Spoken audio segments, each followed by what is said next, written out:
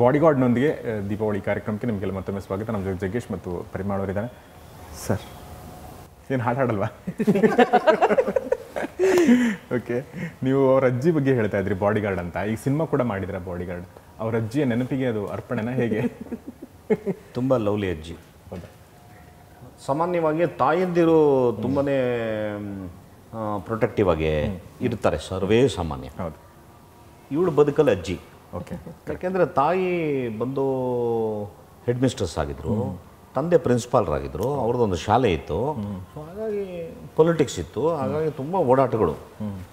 So ಅಜ್ಜಿಗೆ ಒಪ್ಪಿಸ್ಬಿಟ್ಟಿದ್ರು. So ಹಾಗಾಗಿ ಅಜ್ಜಿಗೆ ಎಷ್ಟು ಕೇರು, ಲವ್ ಎಲ್ಲವೂ ಇತ್ತು ಅಂತಂದರೆ ಅದು ನನಗೆ ಒಂದೊಂದು ಸರಿ ಈ ಜಿಯೋಗ್ರಫಿಕ್ ಚಾನಲ್ಗಳೆಲ್ಲ ನೋಡಬೇಕಾದ್ರೆ ಆ ಮರಿಗಳ ಹತ್ರ ಬೇರೆ ಯಾವ್ದಾದ್ರು ವ್ಯಾಘ್ರಗಳು ಬಂದಾಗ ಆ ತಾಯಂದಿರು ತೋರಿಸೋ ರೋಷ, ಉದ್ದಕ್ಕೆ ಹೋಗೋದು, ಇದು ಮಾಡೋದಿಲ್ಲ, ಆ ಟೈಪ್ ಇತ್ತು ಅಜ್ಜಿ. ಏನಾದರೂ ಅಜ್ಜಿಗೆ ಮೊಮ್ಮಗಳನ್ನ ನಾವು ಹಿಂಗೆ ನೋಡ್ತಾ ಇದೀವಿ ಅಂದರೆ ಅಂತ ಒಂದು ಲುಕ್ ಪಾಪ ತುಂಬ. ಆಮೇಲೆ ಅದು ನಾನು ಮದುವೆ ಆದಮೇಲಂತೂ ಅದು ತುಂಬ ಅಪ್ರಿಷಿಯೇಟ್ ಮಾಡಿಬಿಡ್ತು ನನಗೆ. ನಮ್ಮ ಗೌಡ ಪರ್ಫೆಕ್ಟ್ ಅನ್ನೋದು. ಇನ್ಫ್ಯಾಕ್ಟ್ ನಮ್ಮ ತಾತ ತೀರ್ಕೊಂಡಿದ್ರು, ನಮ್ಮ ಅಜ್ಜಿಗೆ ಇವ್ರ ಮೇಲೆ ಎಷ್ಟು ಕಾನ್ಫಿಡೆನ್ಸ್ ಬಂತು ಅಂದರೆ ಒಂದು ಸೆಂಟೆನ್ಸ್ ಯಾವಾಗಲೂ ಹೇಳೋದು, ನಮ್ಮಪ್ಪ ಅವ್ರಿಗೆ ನಮ್ಮಮ್ಮ ಮತ್ತು ಇನ್ನೊಂದು ಡಾಟರ್, 2 ಡಾಟರ್ಸ್, ಏನಕ್ಕೆ ಯಾರೋ ಬೇಡ, ಏನಕ್ಕೆ ಗೌಡ ಅಪ್ಪೋದು ಅಂತ ಅಷ್ಟು ಕಾನ್ಫಿಡೆನ್ಸ್ ಬಂದ್ಬಿಡ್ತು ಇವ್ರ ಮೇಲೆ. ಸೊ ಅಲ್ಲಿಂದ ಗುರಾಯಿಸ್ತಾ ಇರೋದು ಅಜ್ಜಿ, ಇವರೊಬ್ಬರು ಜೀವನದಲ್ಲಿದ್ದರೆ ಸಾಕು ನನಗೆ ಅನ್ನೋ ಮಟ್ಟಕ್ಕೆ ಅಷ್ಟು ನಂಬಿಕೆ. So that is a nice thing.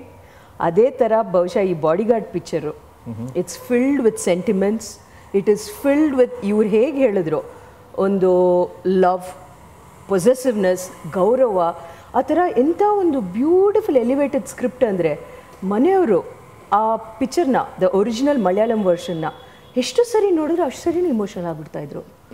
ನಾನು ಓಕೆ ಇದು 7th ಟೈಮ್ 8th ಟೈಮ್ ಈಗಾದರೂ ನಿಲ್ಲಿಸ್ತಾರ ಅಂದರೆ ಅವ್ರಿಗೆ ಗೊತ್ತಿಲ್ಲದಂಗೆ ಟಿಯರ್ಸ್ ಬರ್ತಾಯಿತ್ತು. ಸೊ ಭಾರಿ ಅವ್ರ ಹಾರ್ಟಿಗೆ ಹತ್ರವಾಗಿರೋಂಥ ಸ್ಕ್ರಿಪ್ಟು.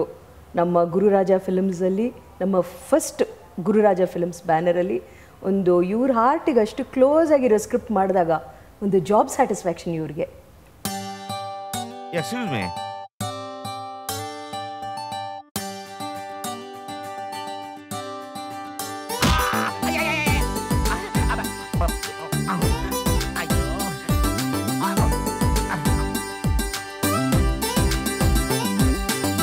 ಜುಳು ನಗೆಯ ಸಂಗೀತ ಕೇಳುತ್ತಾ ನಾ ಜೀವಂತ, ಖುಷಿ ಪಡುತ್ತಿರುವೆ ನಿಂಗೀಗ ಸೋಲುತ್ತಾ ನಾ ಬೇಕಂತ, ಹೇಳಲಾಗದ ಭಾವನೆ ಮುತ್ತಿಕೊಂಡಿದೆ ನನ್ನನೆ, ಸಿಹಿಯಾದ ಏನೋ ಯಾತನೆ, ಜೀವನ ಎಷ್ಟು ಸುಂದರವೆಂದು ಹೇಳಿರಲಿಲ್ಲವೇ ಯಾರು, ಮೈಮನವನ್ನ ಹೂವನವಾಗಿ ಮಾಡಿದ ದೇವತೆ ಯಾರು, ಕನಸಿನ ರಾಶಿಯ ಮೇಲೆ ನಡೆಸಿದೆ ನನ್ನನು ಬಾರಿ, ಏನು ಮಾಡಲಿ ಎಲ್ಲಿ ಹೋಗಲಿ ಅರಿಯದೆ ಅಲೆದಿರುವೆ. ಆ್ಯಂಡ್ ಮೋರ್ ಓವರ್ ನನಗೆ ಆಡಿಯನ್ಸ್ ನಾಡಿ ಮಿಡಿತ ಗೊತ್ತು.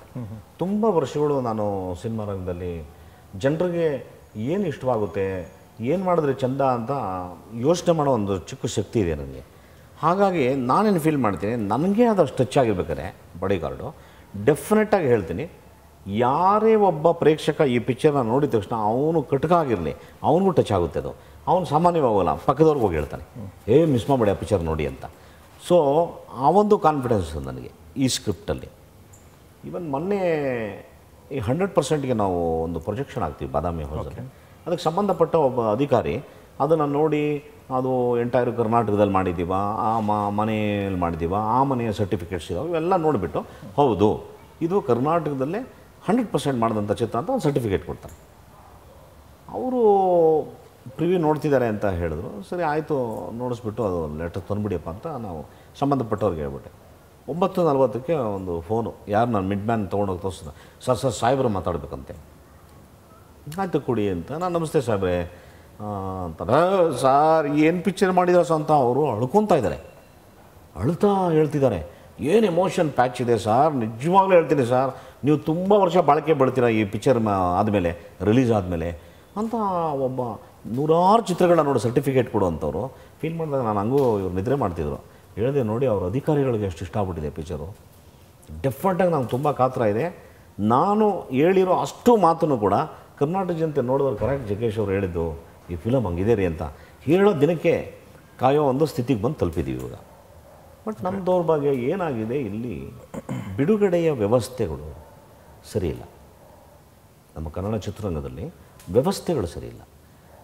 ಯಾತಕ್ಕೆ ಅಂದರೆ ಈಗ ನಾವು ಯಾರೋ ಹೊರಗಡೆಯವರು ಬಂದುಬಿಟ್ಟು ನಮಗೆ ಹೊಡೆದ್ಬಿಡ್ತಾರೆ ಅನ್ನೋ ಭಯದ ಜೊತೆಗೆ ನಮ್ಮ ಮನೆಯವರು ನಮ್ಗೆ ಹೊಡೆದ್ಬಿಡ್ತಾರೆ ಅನ್ನೋ ಭಯದಲ್ಲಿ ಜೀವನ ಮಾಡೋ ಸ್ಥಿತಿ ತಲುಪಿಟ್ಟಿದ್ದೀವಿ ನಾವು. ಇವತ್ತು ಹೇಗಾಗುತ್ತೆ ಅಂದರೆ ಪ್ರಿನ್ಸಿಪಲ್ಸ್ ಇಲ್ಲ, ಡಿಸಿಪ್ಲಿನ್ ಇಲ್ಲ. ಒಂದು ಒಳ್ಳೆ ಚಿತ್ರವನ್ನು ಮಾಡಿದಾಗ ಕರೆಕ್ಟ್ ಟೈಮಿಗೆ ಒಂದು ರಿಲೀಸ್ ಮಾಡಬೇಕು ಅಂದಾಗ ನೂರಾರು ಅಡಚಣೆಗಳು. ಇವತ್ತು ಆಂಧ್ರ, ತಮಿಳುನಾಡು ಚಿತ್ರರಂಗನ ನೋಡಿ ನಾವು ಗಡಗಡ ಅಂತ ನಡುಗುವಂಥ ಹೀನಾಯ ಸ್ಥಿತಿ ತಲುಪಿಟ್ಟಿದ್ದೀವಿ. ಇವತ್ತು ಯಾವುದೋ ಒಂದು ಪರಭಾಷಾ ಚಿತ್ರ ಬರುತ್ತೆ ಅಂದರೆ ನಾವು ನಡುಗ್ತೀವಿ. ನಮ್ಮ ದೊಡ್ಡ ದೊಡ್ಡ ಸ್ಟಾರ್ಗಳು ಅಯ್ಯೋ ಆ ಪಿಕ್ಚರ್ ಬರುತ್ತೆ, ಈ ಪಿಕ್ಚರ್ ಬರುತ್ತೆ, ಅವಾಗ ಮಾಡೋದು ಬೇಡ, ಇವಾಗ ಮಾಡೋದು ಬೇಡ ಅಂತ. ಇದೇ ಕನ್ನಡ ಪಿಕ್ಚರ್ಗಳನ್ನ ಬೇರೆ ರಾಜ್ಯಗಳಲ್ಲಿ ಮೂಸೋರ ಗತಿ ಇಲ್ಲ, ಒಂದು ಒಳ್ಳೆ ಪದಗಳನ್ನ ಆಡೋರ ಗತಿ ಇಲ್ಲ. ಏನಾಗಿದೆ ನಮ್ಮ ಕರ್ನಾಟಕದಲ್ಲಿ ಇವತ್ತರೆಗೂ ನಮ್ಗೆ ಅರ್ಥ ಆಗಿಲ್ಲ.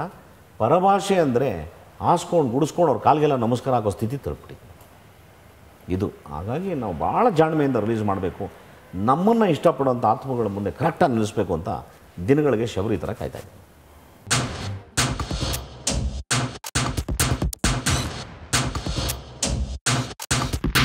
ಜಾತ್ರೆಯಲ್ಲಿ ಕಳೆದು ಹೋದ ಅಣ್ಣ ತಮ್ಮ ಮತ್ತೆ ಸಿಕ್ಕಿ ಆಸ್ತಿಯನ್ನು ಹಂಚುವಾಗ ಕ್ರೈಮ್ ಸ್ಟೋರಿ ಆಗಿ ಬಿಟ್ರು. ಹಂಗೆ ಇವನು ಸೂಟು ಬೂಟು ಹಾಕಿಕೊಂಡು ಲೋಕಲ್ ಬಾಯ್ ಜೇಮ್ಸ್ ಬಾಂಡ್ ಕಾಲೇಜಿಗೆ ಬಂದ ನೋಡು ಹುಡುಗಿನ ಅಂಟಿಕೊಂಡು. ಯಾಕೆ ಗುರು ಕಾಲೇಜ್ ನಿಂಗೆ ವಿದ್ಯಾಭ್ಯಾಸ ಸಾಕು ನಿಂಗೆ.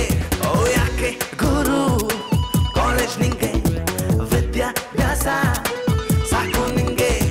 4 ಮಕ್ಕಳಿಗೆ ಟ್ಯೂಷನ್ ಹೇಳಿ ಸಂಸಾರ ಮಾಡೋ ಏಜು. ದಾರಿ ತಪ್ಪದೆ ಮನೆಗೆ ಹೋಗಿ 90ನ ಬಿಟ್ಕೊಂಡು ಮಲ್ಕೋಬೇಕು.